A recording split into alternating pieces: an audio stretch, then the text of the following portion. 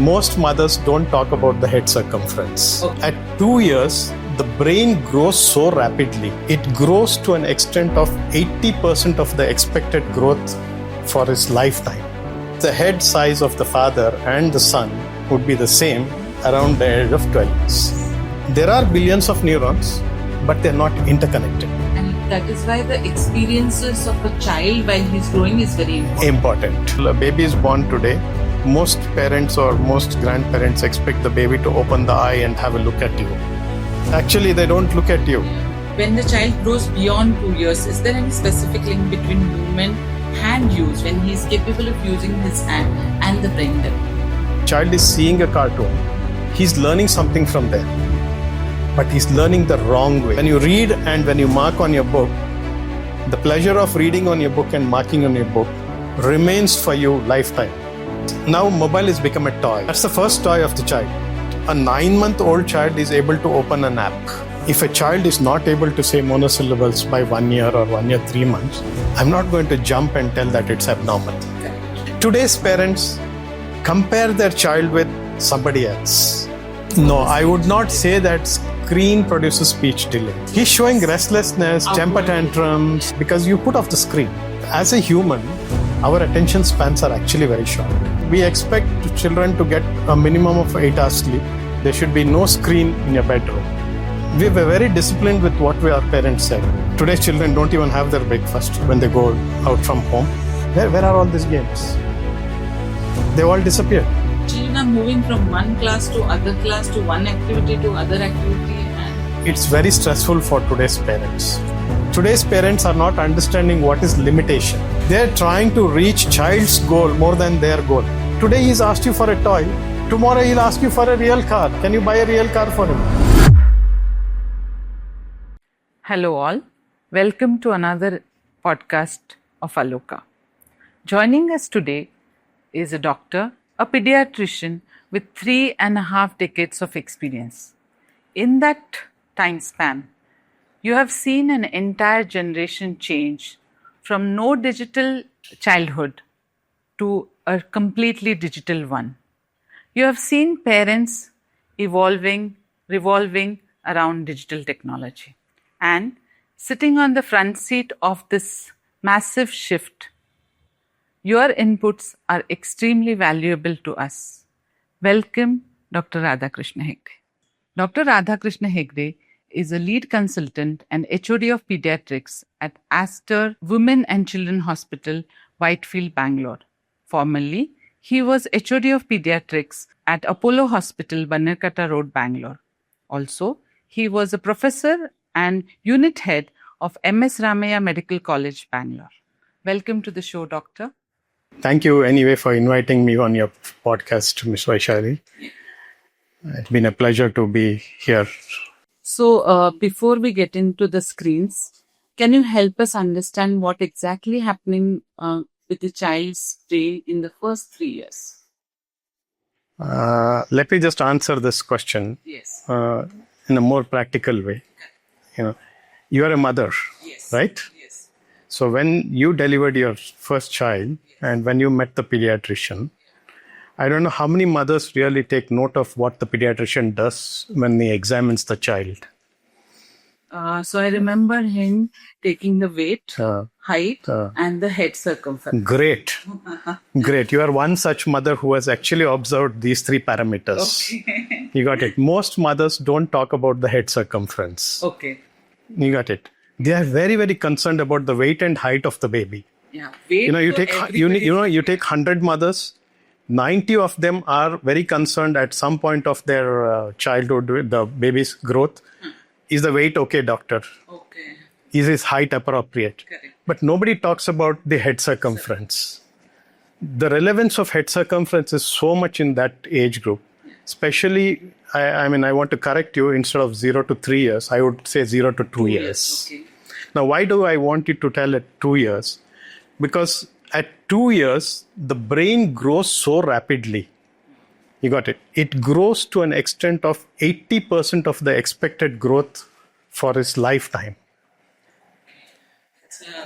You got it. So nobody realizes that the brain grows in that volume. You got The it. first 2 In the first 2 years. You got it. To give you a simple example, the head circumference at birth is roughly about 33 to 35 centimeters in a term baby. Even a preterm baby, the head circumference can be a little lesser, obviously because it's grown a little early. As you keep measuring the head circumference every month when you go back to your pediatrician, the head keeps on increasing in size. By the end of 1 year, it's around 45 to 47. So how much have we increased? From 33 to 35, it's come to 45 to 47. So 10 to 12 centimeters of growth in the first 1 year. You got it. The next year, that is the second year, you see this 45 to 47 coming up to 48, 49 to 50 centimeters. Now, to tell you the fact, the adult head size is just about 55 to 56 centimeters. If I measure my head size or your head size, we'll be around 55, 56. So the rest of the 5 or 7 centimeters is for your adulthood, entire lifetime. From 2 years to the entire 2 years to the entire lifetime. Okay. So it is said that a son can wear his father's cap by the end of 12 years. You got it. That means the head size of the father and the son would be the same around the age of 12 years. You got it. So much is happening in the first 2 years. Yes. So it's an extremely important phase in the child's growth. You got it. Now what is happening? It's not just the size. You got it. Size will increase, and that's why the skull is soft at that time. Correct. A lot of people, mothers are concerned, why is this soft spot open? Yes. You got it. Why God didn't close that? Yes. God didn't close that because it gave a window to open this to accommodate the brain size. And the growth. You got it. Such is the nature. It's lovely to understand this concept. So when the brain grows, it pushes the skull bone out. And that's why the skull is soft. Correct. Our skull is very hard. Yes. We have a fall, we have a head injury. Correct. Babies fall multiple times. They don't have head injury so easily as adults because the skull takes the impact but doesn't convert this impact into the brain. Okay. That's why they are safe. You got it. So the skull bone keeps on increasing in size and then produces a good shaped head. You got it. Many mothers are even concerned that there's one side flattening, one side bulging. Yeah. Obviously, because the skull bone is soft, you understand, it takes the shape of the pressure. Yes. So most babies nowadays don't sleep straight. They either sleep on the left or they sleep on the right. And whichever side they sleep, the shape of the skull it takes the shape of that skull. But luckily, as the brain grows, it keeps pushing the soft skull and then you have a sort of a round-shaped skull. You got it? Yes. So when we are saying the brain is growing at such an incredible speed from 0 to 2, there is a lot more is also happening with the connections what are happening with the child's body and the environment and brain, right? See, when you talk about connections, the brain is made of a basic element called as neurons. Okay. They are, in simple terms, for a layman, it's called just a brain cell. Okay. You got it. And you won't believe there are billions of neurons at birth itself. You got it. Yes. There are billions of neurons, but they're not interconnected. Okay. You got it. So they're all over the place, but they're not interconnected. Correct. Now, why do you want this interconnection? Yes. You got it. So if you want an interconnection because, for example, if there's a stimulus, I touch something hot, what happens? I immediately withdraw my hand from the hot surface. Correct. Why did I withdraw my hand? Because I had a sensory connection there. Correct. Suddenly I felt it was warm here, and I withdrew my hand. And there's a signal which has gone to the cortex where this sensation is supplied. Yeah. And I've already received the message to withdraw my hand. Okay. Now, how did this happen? Because there's a connection between this stimulus to the cortex and back. Okay. You got it. So babies don't have this capacity. That's why you have neurons, but they're not connected well. And that is why the experiences of a child while he's growing is very important. That is the most important thing. Exactly. To make those connections happen, they need to experience everything. Exactly. So they require some stimulus. Yes. The more stimulus you give in this less than 2 years of age, the more they acquire those functions. Yeah. Connections. More connections happen. More experiences. Yes. Different things. Repeated stimulus makes the brain much stronger in terms of connections. Correct. You got it. Just to give you an example, a baby is born today. Most parents or most grandparents expect the baby to open the eye and have a look at you. You got it. And they expect the baby to look at you. But actually, they don't look at you. Yeah, they can't. They can't see. You got it. They are not able to see you. They may see you, but they may see you like a mountain or a rock or a very vague image. You got it. Now, when the connections happen, you got it. So there's something called a visual cortex. Every part of our brain has areas which will handle each part of our body. Yes. You got it. So there's something called as a visual cortex. And only when the visual cortex is matured and the connections have formed, the babies can then see you. You got it. So that maturation takes anywhere between 2 to 3 months. See, by the end of 1.5, 2 months or 2.5 months, you go and talk to your baby, the baby will smile at you. You got it. The baby will focus on you. It can follow your object. Wherever you move, it can turn towards you. Now, that is maturation. So now the connections have formed. So it happens to all the sensory connections. You got it. In terms of vision, in terms of smell, in terms of touch, in terms of hearing. These are the first few connections which come. You got it. So does the thing. So when we talk about the 2 years term, we are also talking about what is the ultimate goal. We want a child who was lying down on bed to stand. That's what adults do. We are standing, we are walking, we are running. We want them to come to that stage. When we follow up the developmental milestones, that's what we follow. So this has got a very, very specific way how it acquires. So in medical terms, we call it as Cephalo-Caudal. It starts from the head and ends at the foot. You understand? Yes. So the first milestone to come is the neck control. True. Correct? So we started from the head, the neck. And then once the neck control comes, then the baby rolls over. Because otherwise, when there's no neck control, the neck falls this side, the body moves this side. So because now they can move together, they roll over. Once they roll over, they try to lift themselves up. You got it. So then they try to crawl. When they can crawl, they can reach something. When they can reach something, they can stand. When they can stand, they can walk with support. And then they can leave their hand and stand with support. And then they can walk without support. You got it. And runs, climbs, everything. So all these milestones has happened in the first 2 years. Where did we start from? We started from the head. We ended up in the foot. And there's so much of connection. And so much of connections has happened in these 2 years. And that's the life goal, that we want to make them walk or make them run. Because that's what the adults do. We don't do beyond that. We also do this. Yeah. So that is why this first 2 years of child growth or the thing, milestones are extremely, extremely important. And this is where connection plays a role. Very, very important. And whatever you give the exposure to the child, how much ever you talk, help them crawl. Exactly. It requires frequent stimulation. Absolutely. You know, there is something called pruning of the brain.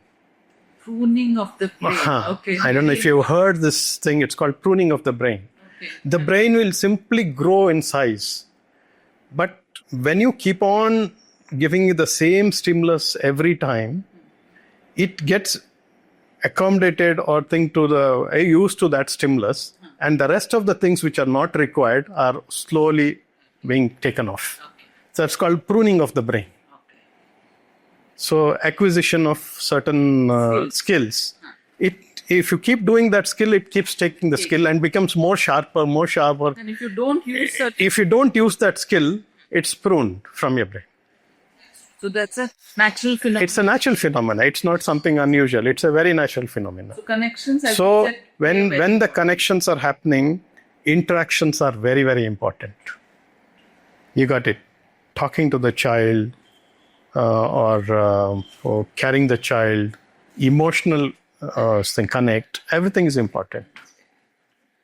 this was a very important aspect of understanding how important, how the brain is developing and how the connections are happening between 0 to 2 and which is I feel the fundamental foundation of the human growth or the person's growth or the child's growth. Correct. Because we as pediatricians, when we check the head circumference, we are not just checking for the size of the thing, because there are conditions where you can have head circumference which are small, which are called as microcephaly, and a large head called as hydrocephalus. There are umpteen number of reasons for these things. So it also tells us not only the head's growth, the brain growth, it tells us how much of milestones it has acquired. So we see children learn a lot through hands-on activity. And is there any specific link? You have already mentioned, but when the child grows beyond 2 years, is there any specific link between movement, hand use, when he is capable of using his hand, and the brain development? Yes, there is always a connection between these three very parameters, what you said, right? Like the movement, the hand use, and the brain development happens. You got it. There is a connection. I mean, they are interrelated. Correct. You got it. Now, for example, when you say there's a connection, say if there's a cube placed in front of the baby. Yes. You got it. When adult orders the child to reach the cube, the adult may think it's a very simple process. True. You understand? For the child, it's a very complex process. To hold the cube. To hold the cube. At that age. Age. At that age. 2.5. 2.5 years. You got it. What exactly is the child thinking? You understand? The child has to look at the object. Yes. Before this thing. Yeah. The brain is trying to calculate this shape and size of the object. Correct. You got it. And it is trying to send signals for him to move towards the object. Yes. You got it. The sensory involvement of grasping the object and bringing it back to wherever you want to stay. Yes. And in the right angle. Correct. That means even your cerebellum, the area which controls your movement, is also involved. Correct. So if you look at the whole this thing in terms of the brain involvement, the visual cortex is involved, the motor system is involved, the sensory system is involved, and the movement sort of thing, or the control of the movement is involved. So something which looks so simple. For an adult, exactly. So it is a skill. It's a skillful movement. Yes. So when we tell a child to stack those cubes or stack those rings, yes, so much that he's understanding the size, he's understanding the sensory distinct, which one will come first, and doing that itself is a activity which will develop a lot of connections. Definitely. So that's why so many of hand activities develop so much of brain. This thing. So see, in babies and in children, the important thing is that movement is not a problem at all. They're always mobile. Moving, yeah. You understand? Movement is not a problem. So that's one thing which keeps them going. Okay. But doctor, at this point, does a movement which has a specific goal or to achieve something, does that help, or just movement also is okay? No, just movement also is okay. Is okay. Yeah, when there is something which you want him or her to do a certain thing, obviously, along with the movement, the other aspects are also important. So the hand movement, yes, the hand involvement. Because there is something called gross motor involvement and fine motor. True. You got it. For example, a baby picking up a bead with just the finger, with the thumb and the thing, is called as the pincer grasp. Correct. It's such a fine movement. Yes. You got it? A small bead, it picks with just 2 fingers like this. It's a very fine movement. That also needs so much of He needs. that particular grasping. Yes, yes. So all these things, what we say that work with the hands, do so much of work in the play in the sand, play with the dough, play with the physical toys, Correct. and wooden this thing. All these things actually help the child. Helps. It does help. It does help. It's the more they practice, the more they become perfect. Yes. You understand? When I say the brain enlarges in size, acquires a lot of function. So I think it's when you're raw, you are ready to accept a lot of things. You got it. When you become a little older child or an old thing, you are not ready to accept a lot of commands or a lot of things because so many other external factors creep in. So that's why we feel that in the first 2 years of life, the parent should give the best experiences for them. In Montessori, doctor, we have something called repetition of activities. So every activity in Montessori, this thing is allowed for child. Child can repeat it as many as times. And we see when the child repeats, at the end of that repetition, he acquires a skill. Yeah. So that is exactly how the Montessori works. And correct. So now that we have understood how important the connections in the brain, how important is handwork, how important is child physically doing things with various activities, and exposure to the environment is important. Now I want to ask you a very important question where we are shifting to what happens to a child when he is, instead of doing a lot of things, he's exposed to the screen in his development. See, at least during this era, you have seen a lot of children hooked to the screens. Absolutely. It's difficult to say whether it's right or it's difficult to say it's wrong. On one side, we are promoting digitalization. You got it. Yes. Artificial intelligence. Yes. Now, when we promote that, where do we see all these things? Yes. Where do you get the information? You got it. Yes. The other side, you don't want your children to get exposed to Yes. the screen time. Yes. You got it. So when there's a difference when you see and when you do. I mean, that's what you asked me, isn't it? It is not that you are not acquiring something when you see. Yes. You got it. Okay. You're actually, when you see also, a child is seeing a cartoon, he's learning something from there. But he's learning the wrong way. Okay. You got it. We're seeing the education. Exactly. He's learning the wrong way. He's learning. Nobody says that he's not learning. He's learning, but he's learning the wrong way. And he's learning the slower way. So that is what happens when you see.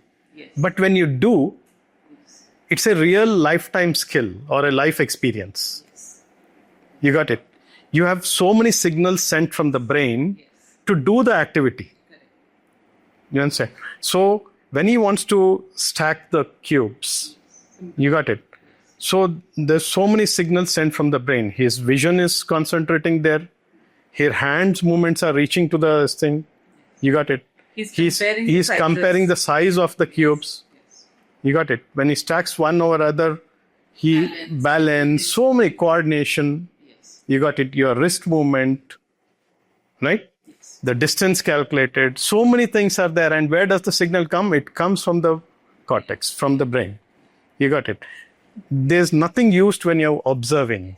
It is body. It's only the mind which is getting satisfied, but body is not doing anything. And that's why those connections are not happening. It is like a child seeing somebody cycling for 100 times. But if a child doesn't sit on the cycle and experience cycling, he may have 100 tosses. You got it. He needs to experience cycling to know what's cycling. But if he sees somebody cycling and he thinks that it's easy, no, it's not easy. It's the same thing with storybooks. So today you have these story apps where children scroll through the story apps. But the same thing, the stimulation is only happening visually, wherein when the child is holding a book, he's experiencing, he's imagining what is happening in the story, but the story app is creating that imagination for you rather than you allowing you. Yeah, I think this reminds me of something because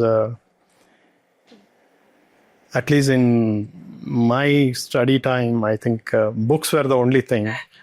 You got it. So we used to use the library a lot those days, especially when we were medical students, because library had such volumes of knowledge, books there. So we used to use the library a lot. You got it. Now the medical students or whoever it is studying in any school or college or any educational institution have access in their hand. Libraries are slowly getting outdated. You got it. So in the process, so many things are getting outdated. In fact, the publishers, the book, people don't come up with so many books now because everything is digital. But like you said, when it's digital, I don't think so it has a long-term memory. Okay. When you read and when you mark on your book, the pleasure of reading on your book and marking on your book remains for you lifetime. You understand? But when you read on a screen, it remains only for that moment. You ask your child what you read and whether you can reproduce that. I'm sure most of them can't reproduce that. So is there any reason why the reading from the screen and reading from the book itself has a different... I can't really tell that, but whether there's definitely a difference. In retaining what you have read through a screen versus a book. Okay. And I think if I have to add to this point, we know recently that's Sweden who introduced a complete digital transformation. I think sometime around 2009 or 10. They removed the class books and notebooks from the classroom, and from the class one onwards, they introduced the tabs in the class. And I think 2025, Sweden Parliament had passed a law to bring back the notebooks and books to the... yes, I've read this. You have read this. Yes, it was a very interesting. Very interesting story. I mean, it's a eye-opener, basically. And they accepted. They did a search. They did a survey. They understood how children's learning curve is happening. And they realized that the learning graph was going down. Yeah. And hence they got back the books and the notebooks back to the this thing. So this is, I feel it should be an eye opener for everybody. Correct. Yes, we as a nation, or we as a society are moving towards the digitalization or the AI movement and more. But my point here is that how can we save the younger children having the bad effects in their growing up years is the main concern what we have, all of us we have here, and we see the effects of the screen time, excessive screen times happening on. We can see that screen time. Yeah, it is. You know, even when I run my outpatient, when the parents are asking a few questions, the child is getting disturbed. Yeah. To stop that distraction, the parent gives a mobile to the child. You understand? Now mobile has become a toy. Yes. You know, that's the first toy of the child. Yes. Unlike earlier days, when you carried a teddy bear or you carry a car or you carry some toy with you. Yes. Now the attention is only through mobiles. So, you got it. So it's such a sad state to see that a child is given a mobile, and I can recollect that a 9-month-old child is able to open an app. I have seen. You understand? Less than 1 year. Oh, I'm surprised. 9-month child is able to open the app what it wants to see. So you can imagine at 9 months when as pediatrician, I don't want them to get exposed to any of these screens. You got it. Like I said, the 2 years period is very, very crucial, and you are actually damaging that So today, period. What is happening? Any moment. So if you ask me, for the first 2 years of age, no child should have any screen exposure. It is zero exposure. Zero exposure. You got it. Very important. It is very important. Parents also should make sure that they don't see screen during these 2 years In front of the child. There are instances where parents will see obviously the child will come and join you. And what is happening today also, doctor, which I have observed, that any moment of distress, any moment where child is little upset, any moment where the child is traveling, child is eating, the first rescue is phone. First thing, the phone is handed over to the child to calm the child. So sometimes I think that if every moment is going to be handled by the screen handed over to the child, how is he going to handle his emotion and control his emotions and understand? Yes. There's a lot of you will see a lot of psychological things also growing forward. Correct. With these children when they grow up and. So I always try to see till the first 6 months we promote only breastfeeding. Yeah. Post the 6 months we start them on complementary feeds. Got it. I think there's a lot of difference when we start complementary feeds and further continue feeds in the Western world versus the Indian situation. The Western world accommodates very early about self-feeding. Yeah. Yes. You got it.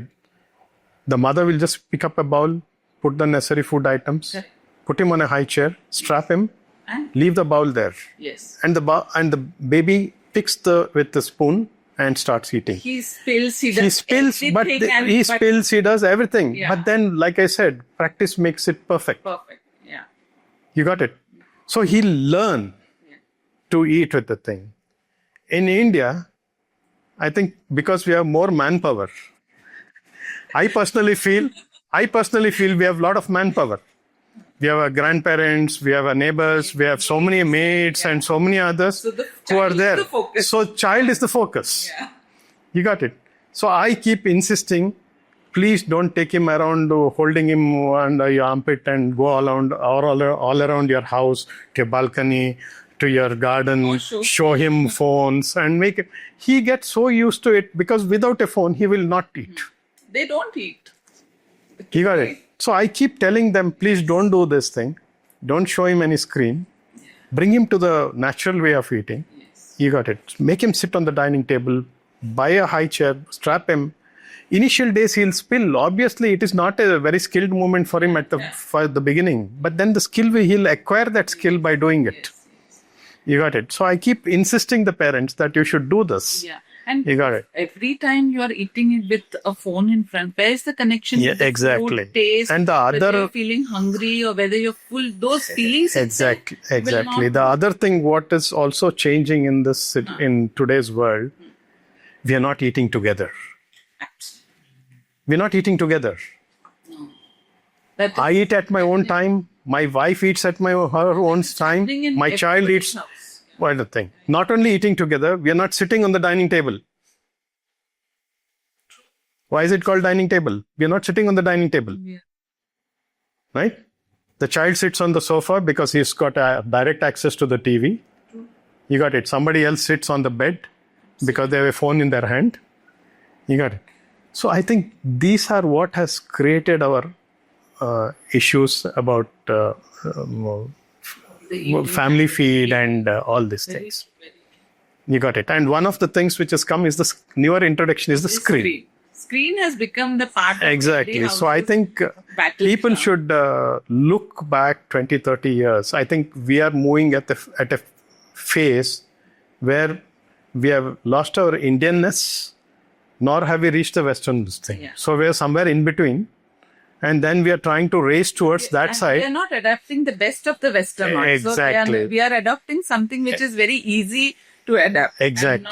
So I think we should step back, if you ask me. At least I'm from that generation. Yes. So I always feel that we need to step back and look back what our elders inculcated in us. And so, doctor, we are seeing many children with speech delays now.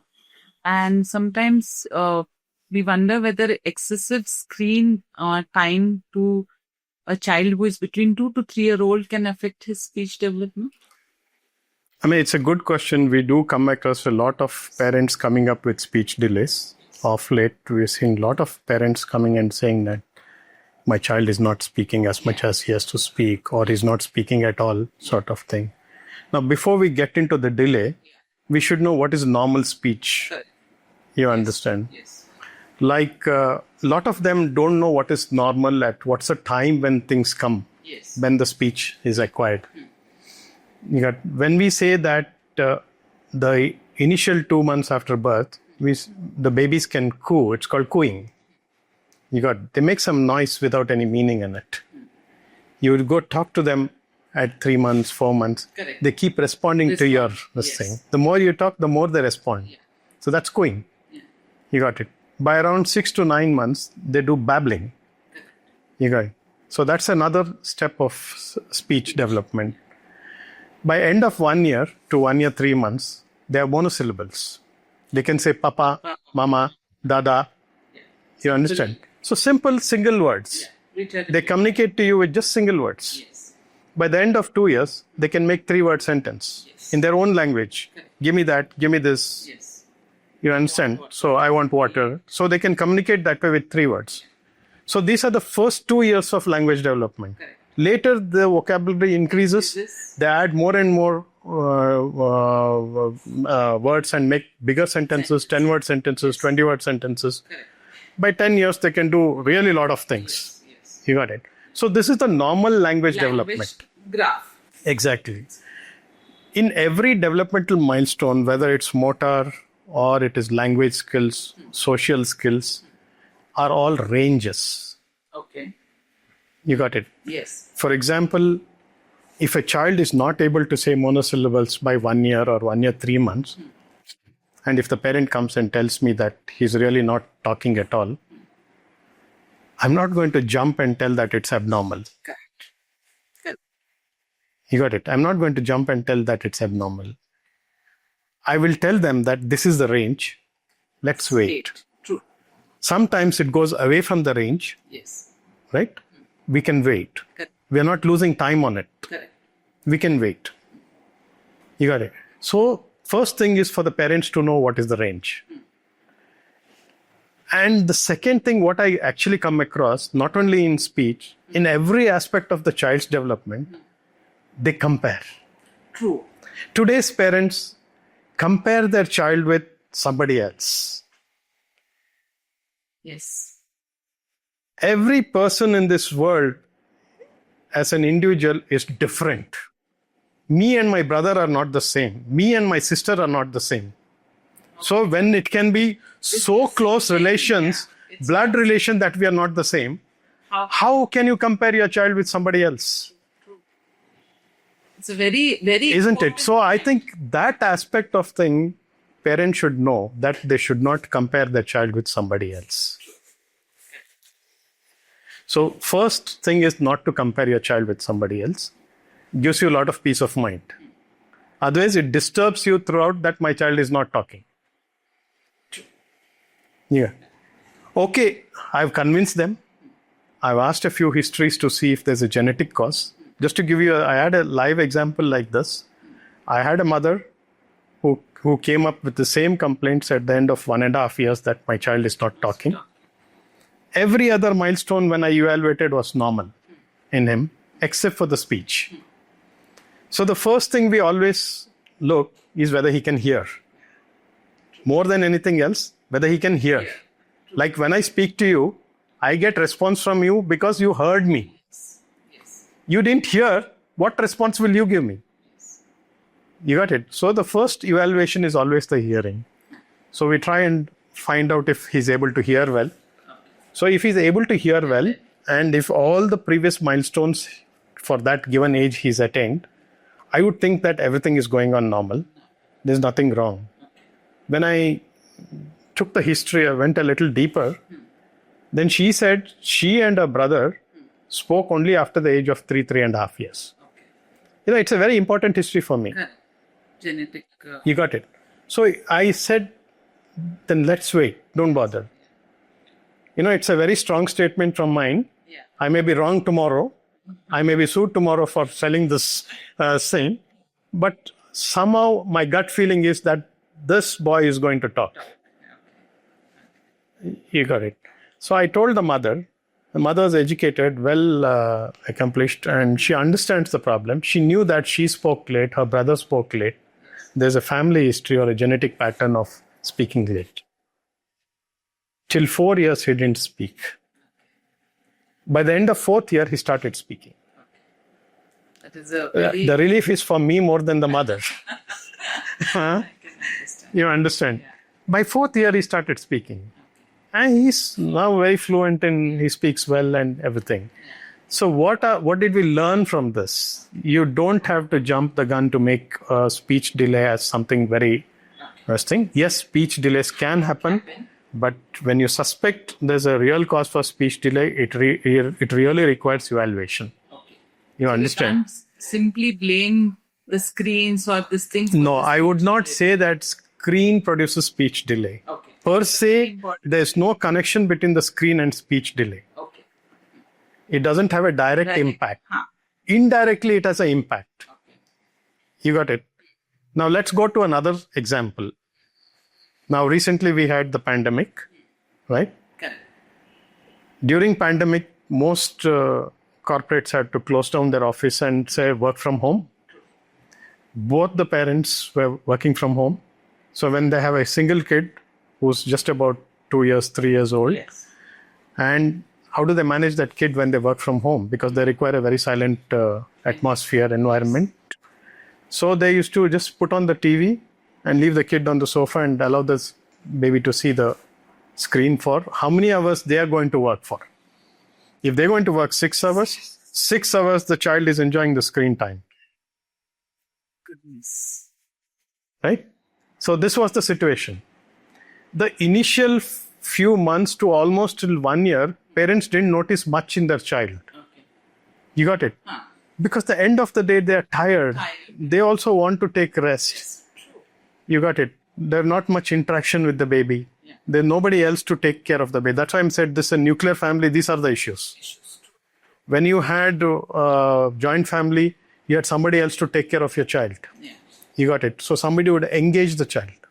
Here, there's nobody to engage the child. Yeah. So, what is the child doing? He was just observing. Observation only prepares the brain. Okay. Doesn't actively Exactly. engage the brain. Action builds it. Correct. So You he's understand? only watching the So, he's screen. just watching. Yes. He may be acquiring something from that, but it's not the true thing what is acquiring. Yeah. And there's nobody else to share this. So was he on a speech? So, then they realized after some time that the child was not progressing in its speech. From whatever they had seen a year back, it remains the there. same. Okay. Because there was no exposure, there Exactly. was no connection, there was no talk. It was not only speech, the social functions were also very poor. In the sense, it was not interacting with another child, interacting with other adults. So when they visit somebody else or somebody else visits them, the child used to be aloof. Okay. You got it? So when we see these type of symptoms, in true sense, we probably make a diagnosis of what is called as autism spectrum disorder. You got it? The term looks very simple, but it's quite a dreaded issue, Yes. right? And we make a diagnosis of autism spectrum disorder. Now, when you say spectrum, the symptoms are from this end to this end. Yes. You understand? But some of the symptoms are very, very important. One is hearing or poor language skills, poor social skills, eye contact, absent eye contact or poor eye contact. Yes. You understand? These are 3 of them which are very, very common. Correct. Almost 100% of the autism children will have this. Correct. You got it? So these children who are exposed to long screen hours had something like this. So it was basically not a true autism spectrum disorder. It is a mimicking type of autism spectrum This is disorder. a very important point. You got it? Yeah. So when the parents got concerned, when they approached the pediatrician, whoever really picked up this issue had only one advice. No more screens for your baby. And hopefully they follow. You cut off the screen. 0 screen time for the next 1 year. Okay. You got it? Yes. Put him into a play home. Put him into a kindergarten. You got it? Allow him to mingle with other children. He'll learn from other activity. You got it? Or find somebody else to interact with him if you can't interact. And then You understand? So when we followed up these children after a year, most of them had come back to the normal stream. So that is very, very important. Now, what did we learn from this experience? yes, very true. You got it? Screen per se didn't do it Directly. It is just that he didn't get an opportunity to mix with others or to communicate with others. So it's a indirect effect of screens and not also not having the other means of communication and the Correct. socializing skills can mimic these. Yes. Yes, I believe that. Screens will deliver information. Yes. You understand? It will only deliver certain information, whereas humans create relationship. So there is no communication with the screen, right? No, It's just, no. It's just one Exactly, way. one way. It's just one way. It's one way, that's all. There's nothing which you get from the other side. Yeah. We have also seen that children who are exposed to a lot of screens or watching excessive screens, they talk in the same language. They repeat and yeah. mimic that same cartoon language, but they are not able to express their basic needs also. So that also has See, been, basically excessive screen time or watching too much of screen is an overstimulation. You understand? correct. In every aspect of our life, we say that everything in moderation is good. True. Isn't it? True. Anything excess or anything too less will land up in problem. Anything in moderation is good. And that moderation, the person should realize that what is moderation? You understand? So here the story is the same. You got it. You are actually, by showing him screen, you are overstimulating him. Brain is getting continuously activated. Fast movement. Now it's a fast movement. Something is happening there. He's so interested to see the next sequence, the next scene, Correct. next screen, like this. Yes. You got it. He's ready to see the next screen because he's already grasped what has happened there. Yes. So the brain is really overstimulated. You got it. So at a very fast pace. So when overstimulation happens in terms of sequences, in terms of color, in terms of music on the thing, he gets adapted to that type of stimulation. You got it. So when you show him all this, obviously when he has to come back to the normal lifestyle, he finds the normal lifestyle very, very less stimulating. You got it. So it's not easy to adapt from a overstimulation to a less stimulation. And that's why these children get irritable. They lose sleep on these things. You got it. And they're extremely jittery about a lot of things. They don't want to follow any commands, instructions, and all these things. Because they're so addicted. Yeah. So how do you get out of this? Okay. You understand? So it's now, how do you get out of these screens? So you will have to make sure that screen times are limited for your children. Yeah. Now, as a pediatrician, we fall under something called as an Indian Academy of Pediatrics, Yes. which is the body which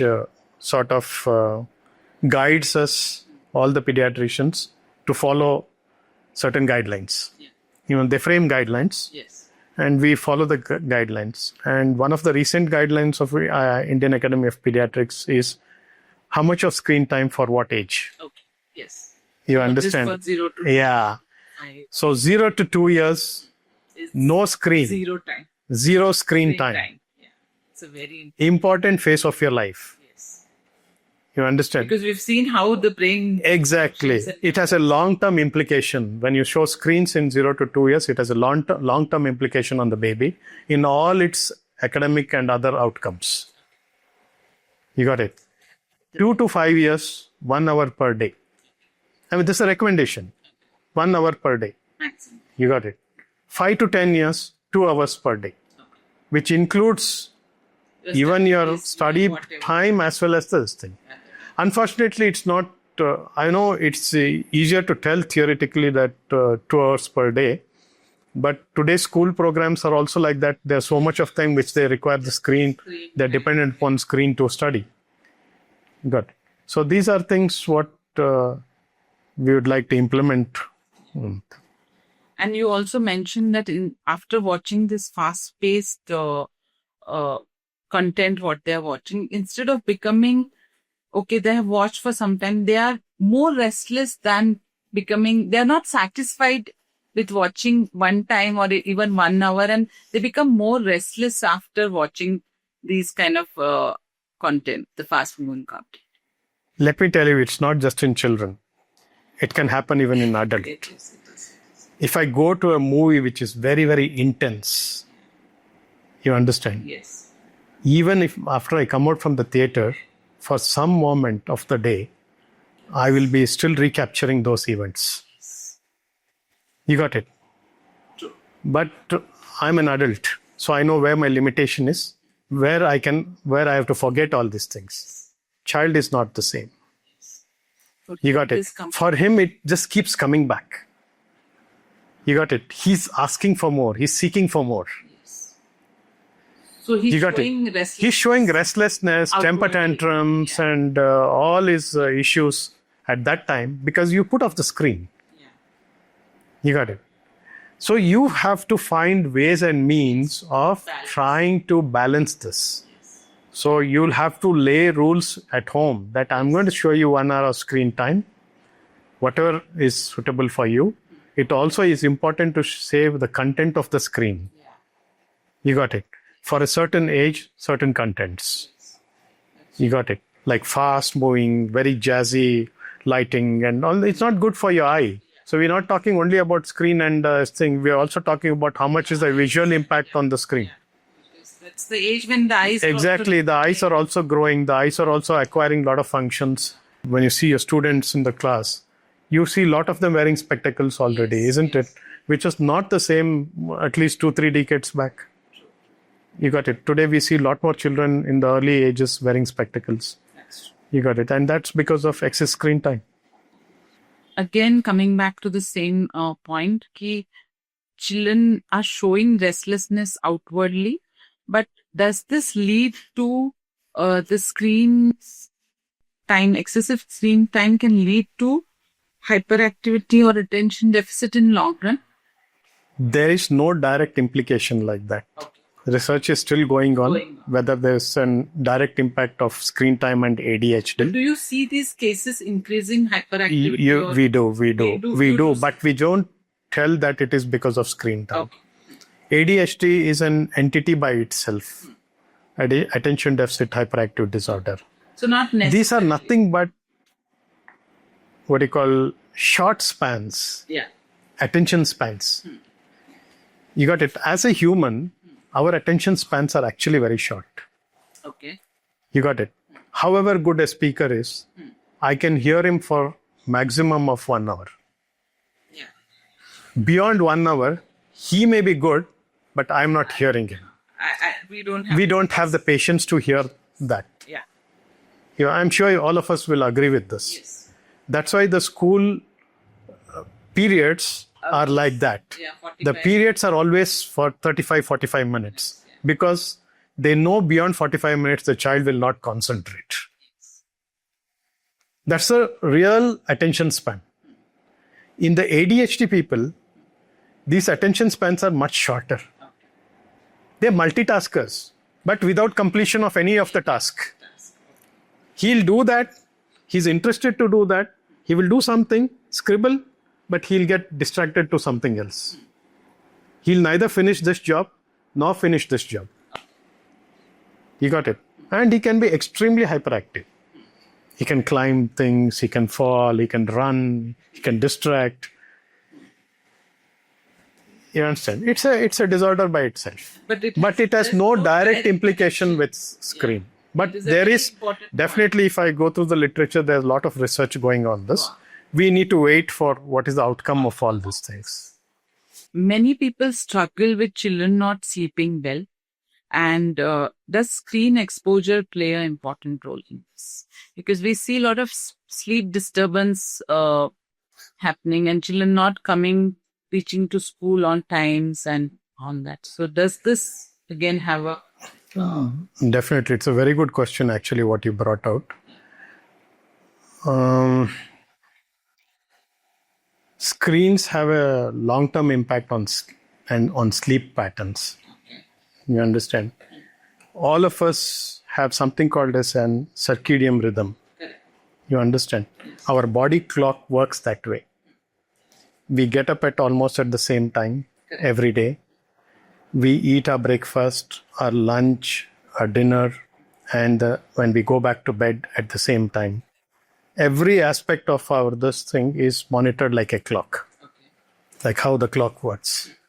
And that is what is called a circadian rhythm. We as humans try to change the circadian rhythm. Okay. You understand?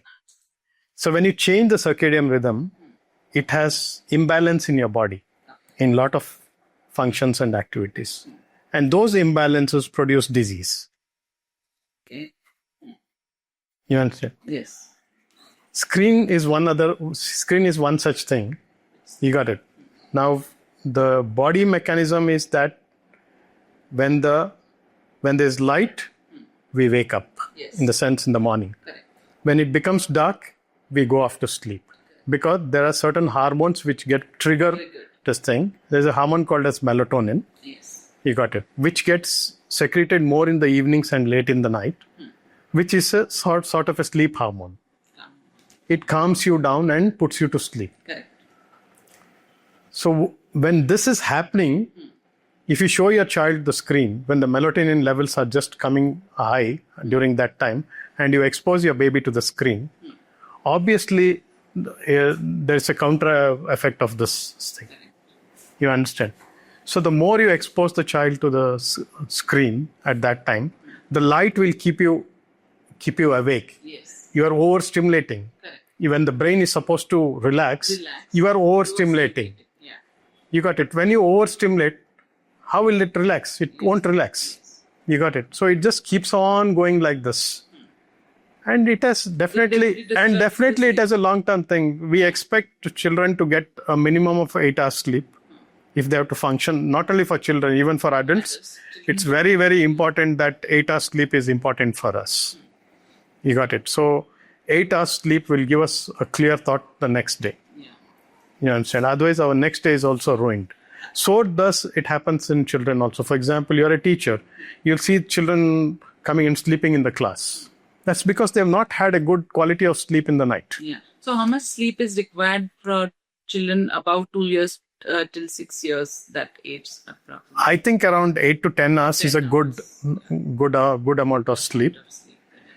But then our lifestyles are changing. Yeah. You got it. I think we need to inculcate this from the beginning. You can't do this once the process starts. Because children become more and more reluctant to change at the thing. So you need to inculcate this in the beginning itself. This is bedtime. Please go back to bed. You got it. And keeping bright lights on is not a good idea. Light is a source to keep you awake. You got it. Your melatonin secretion gets sort of triggered only when there is no light. You got it. So if there's a constant exposure to light, so there's a decreased secretion of melatonin, which keeps you awake all the time. So it's not a good idea to things. So screens are one thing which I think, so one of the rules laid is there should be no screen in your bedroom. You understand? When you go to the bedroom, you should not carry your mobile. There should be no TV in your bedroom. You understand? And it should be dark. So these are things which you should try and inculcate into the child so that the sleep is not disturbed. Moving on to the next question. You have been seeing children for last 30 to 35 years. And what is the difference you're observed in children compared to today's children and children who were born 33 years? I think the present generation are going through a lot of stress. Parents or children? Parents and children. You got it. If you look at, I want to say my example itself, look at my upcoming when I was a kid and my parents thing. So we had a very good childhood. We were not stressed. Absolutely. You understand? I was not stressed. Correct. Stress was not at all, that word stress was not there. That's true. You got it? Because we were very disciplined with what our parents said. Yes. You got this? Today it's not the same thing. Most children are not disciplined. Many parents are also not disciplined. Let me put it across bluntly. I know it can hurt a lot of them, Yes. but that's an observation. Yes. You got it? So those days, if I get up at 7 o'clock and my school starts at 8 o'clock, I'm awake by 7 o'clock, I'm ready by 7 o'clock, I've had my breakfast. Today's children don't even have their breakfast when they go out from home. I've had my breakfast, I've gone to the school, learnt my academics, come back at 3 o'clock, throw my bag on the sofa, And remove my shoe, with my uniform, I'm on the road to play. to play. Yeah. You got it? Nobody stopped me from doing that. Yeah. My mother didn't stop me from doing that. You got it? From 4 o'clock, 7 o'clock, she has to come with a stick to see me where I am, to get me back into the house. True. You got it? Yeah. So that was the fun part of it. You got it? That was my childhood. Yeah. Now tell me where I have stressed in this phase of my life. I didn't have any stress. My parents were not worried about the marks what I brought home. Yes. You understand? I had a small responsibility of studying, which I used to do after 7 o'clock. You got it? I used to come, have bath, study for the day, finish my homework by 8:39. By 9 o'clock, I'm in bed. Because you played for 4 hours. Exactly. Physical exhaustion you have. My overstimulation was there in physical terms. in physical terms. That's true. You got it? Where all my senses have taken part. True. What is happening today? There's no space to play. You show me a ground anywhere. You got it? You show me a sporting activity which is sort of free. You show me games which are stimulating you. Very, very. And children are moving. Simple thing like running and catching. You got it? We used to play hide and seek, tops, kites. Where are all these games? They all disappeared. They all disappeared because there's no space. There's no social interactions. Children, when we used to go out, the whole lane, the whole community used to come. So I'm not the only one on the road. There are 30 of them on the road. Free play is missing. Exactly. Structured play is happening. Free play is missing. Yeah. So, children are moving from one class to other class to one activity to other activity, and so I think that is important. That system has to come back. Yeah. So I always feel that when I said that first 2 years of life is so important to acquire a lot of things, yes. You got it. I think we miss out on those 2 years. You got it. That stimulation phase should be very, very strong. You got it. Even in schools, I am a strong believer. This is my opinion. I'm not sharing somebody else's, or I'm not expecting somebody else. When I look back, I always feel that the present schools are putting too much pressure on the students. You got it. They're not allowing them their childhood capabilities. The type of childhood what I had or my generation had, the present school, the children are not having that. You got it. So the pressure is built from the beginning. You got it. So when there's a pressure built from the beginning, lot of them at some point of time can go waywire. You understand? And expectations from the patient is from the parents is also very high. You got it? Their expectations on the child is very high. In my generation or in my childhood, my parents didn't expect anything out of me. You got it?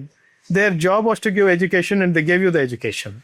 And I think that is the best way of doing it, because you're not putting pressure. You understand? So I still feel that we shouldn't be talking about numbers, alphabets, and that so early in life, because those can be acquired any point of time. They're not difficult to acquire your ABCDs and 1, 2, 3s at any point. You can learn that at any point. For me, I think education should start about what is our culture. You understand? What is our behavior? How do you engage with adults? How do you respect adults? Show me that term of respect today. Very difficult. The teenagers. You got it. Just the other day, I had a child. I won't say a child, she's a teenager. I've been seeing her from when birth onwards or a little after birth. So what I see is the transformation from that age and when they become a teenager, when they see me. Just to give you an example, her mother came with the problem that she's becoming very, very adamant and now giving back everything, back answer and all that thing. So I just spoke to her. And all this turned out to be because she got a new mobile. Till then, she didn't have a mobile and she used to obey everything what her parents used to tell. The moment she got a new mobile, she's always on social media. Now, social media has these issues. They pick up a lot of things which are fake in the social media, but they want to incorporate there in their life. You understand? So these things have this thing, and that's why now she's creating havoc at home. And the best part is I've seen her from early childhood. And when I was trying to talk to her 1:1, because I didn't want the mother to be there when I wanted to ask her what is the issue, she addresses me as bro.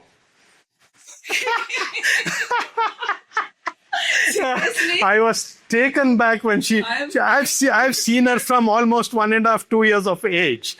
And at 17 years, she's calling me bro. Now you tell me how many of us at our generation had the courage to say bro to somebody. I still don't.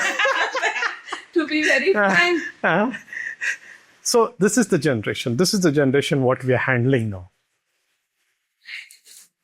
Yeah, so there's a sea of change what I see. If you ask me 35 years what you have seen, this is what I've seen. This will be the epitome of Oh my God. So this is a real instance. I'm not telling what has happened. This is a real instance I'm talking. So this was from the child's perspective, what you have seen. What is changing? What change you have seen in parents or parent? Parenting, that's what I kept telling you. I think it's very stressful for today's parents because in the past, it's joint family. Yes. Each family within the joint family had many children.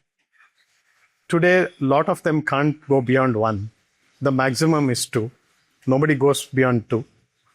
You understand? Most of them, in fact, stop at 1 itself. Yes.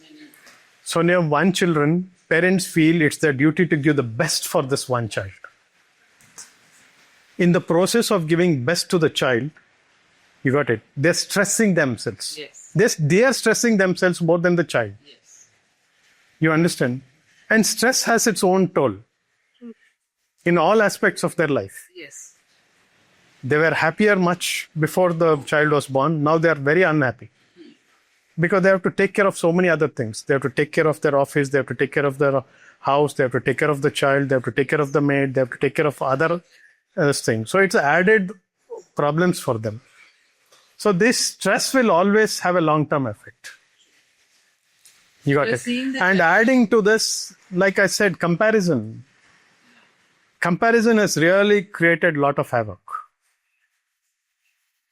Parents should realize that they should not compare their child with somebody else. You got Very it? important. And give them that,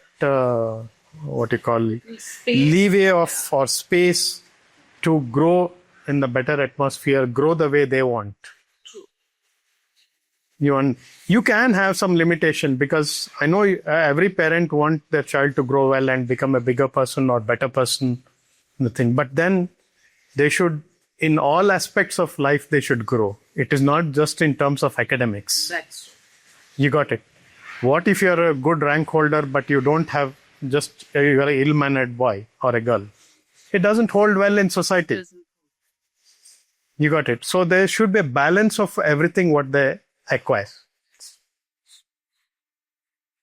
Do you think modern parents or today's parents are getting pulled into some of the things of, as you said, comparison, or doing the best for the child, or keeping the child happy all the time? It seems also to be a very important thing, which is... Keeping the child happy is a good statement. That is what is actually making it. They're trying to reach child's goal more than their goal. You got it. They want to see the child happy. But the child can tomorrow ask you for the sky.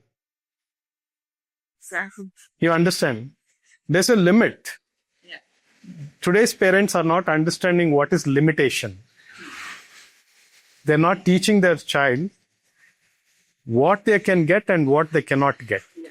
So it starts from the basic things. Exactly. For example, at 2 years, that's the age which is called as temper tantrum age. Yes. You understand? Terrible twos. The terrible twos. Lot of parents come and say, he is not at all listening to me, doctor. He's banging his head. He's hitting his head on the wall. If I take him out on the road, he's falling on the road and creating ruckus. You got it. So if I probe a little, what did he actually want? He wanted a toy, and I said, I won't get you a toy. You got it. Yeah. Then he makes them buy the toy with his actions. Correct. Now, what has he learned? He knows this is the best way to get my parents into my line. He has learned that trick now. Yeah. You got it. Now, parents keep on giving whatever he asks. Well, obviously, he knows what he was thinking. So I keep telling, today he's asked you for a toy. Tomorrow he'll ask you for a real car. Can you buy a real car for him? You got it. Tomorrow he'll ask you for the moon. Can you get the moon for him? You can't. So at that age itself, you should inculcate in them that you will get a few, but you will not get everything. Yes. Very important. Very important. You got it. You will see. You have to tell that very sternly. Yes. You will get something. Yes. There is always a good thing about reward system. Yes. But rewards need not be given without much effort towards it. Yes. True. You understand? So these are things what the parents have to inculcate at a very early age. So you have already mentioned that safe screen times for the different age group, which is suggested by the Pediatric Association. Yes. And apart from that, then I also want to ask you a very important question, that when we reduce the screen time, what is that you expect parents to follow very strictly so that the child develops holistically? Exactly. See, when they're addicted to screen time, how do you wean off from the screen? Yes. You understand? So you'll have to find certain activities which will stimulate them to do it. To that level. Not necessarily to that level. But if you just put off the TV and tell, come and let's sit down and talk, it's not stimulating for them. It's understimulating. Yes. You understand? So you have to find activities which will keep them stimulated to a certain extent. You understand? Say, I think that's why a lot of them want to put most of the children in sports. Yeah. Sports is a good way of trying to stimulate yourself. In a good way. In a good way. because you're learning the skill of the sport. You are learning physically you're active. Your brain is getting activated with all senses into that thing, right? And you have a feel of freshness or niceness in you after an activity. Yes. You understand? So you have to find ways and means of how to use that time into different activities. Yes. So you can enroll them in some sporting activity, say cricket, tennis, shuttle, badminton, or basketball, swimming, any of these activities. So basically you should try and see that these screen times become shorter and shorter, so that you try to add all these things into the in that regular activity. Free play also. Exactly. Exactly. Friends. Friends. You got it. When there is a community or a closed community, you see children are much sharper in their way of thinking and the way they think. But if it's just an individual house or a single child at home and not exposed to, they are different. They need to get experience with those fights. Exactly. Those, all those things which are happening on the ground, Correct. on the road, and Correct. everything. Today it is becoming very protected. Exactly. Childhood. They don't want to allow anything. So you mentioned about children, inculcating them into sports and those kind of things. Any other things would you suggest to do at home which will help them to bring away? I think if it's a little older child, say 5+ or 6+ child, where the brain growth is really complete, it's happened sort of thing. 3 to 5. And they can understand a lot of your terminologies and your actions. The best thing for them is to involve in your day-to-day activity. See, there are a lot of people who will say, let's color, let's draw. There's no interest for the child to color or draw. And even that interest of color and draw is not a sustained interest. Yes. You got it?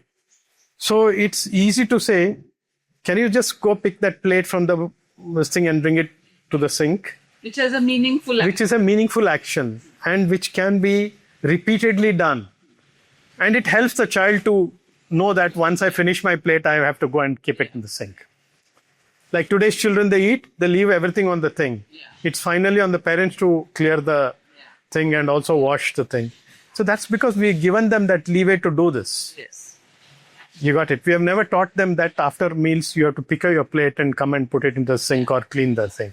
So I feel it's good to involve them in your day-to-day activity rather than doing something like coloring or a thing. Other than the sports, involve them in something which you want them to learn. That skill. That will help them also, that they're into their day-to-day lives. They get involved in the family things and planning and a lot of things. All these things. And I want that system of family dining which is to come back. It has a lot of impact on children and adults. That's the time when you sit and talk to each other or dine each other. We need to do more studies on these things to see how the growth pattern is when you sit together and eat and when you don't sit together and eat. Some studies. Yeah, we need to do some research on these things. Yes. So if there is one message you want every parent of a young child to remember, what would that? I think life should be kept very simple. Beautiful. Don't complicate your life. Be within your means. All of us want to get more than what we want. There's no requirement. End of the day, what are you trying to prove yourself by running in that race? You're here in this world for a few days, few years. Enjoy this moment when you're here. With your children. With your children. And without stress. Yes. I think that is what I would look at. Yes. Very simple and beautiful saying that we as parents sometimes complicate things so much, take stress about everything, and that is adding stress to children also. Thank you, doctor. It was Thanks a lot. Thanks a lot. It was Thanks for wonderful. having me in your podcast. Thank you Right. so much. It was wonderful having you here, and those insights what you gave are very, very useful. You brought out certain aspects which are not only related to screens, but they are the whole life experiences. Thank you so much for that. Thank you. Yes.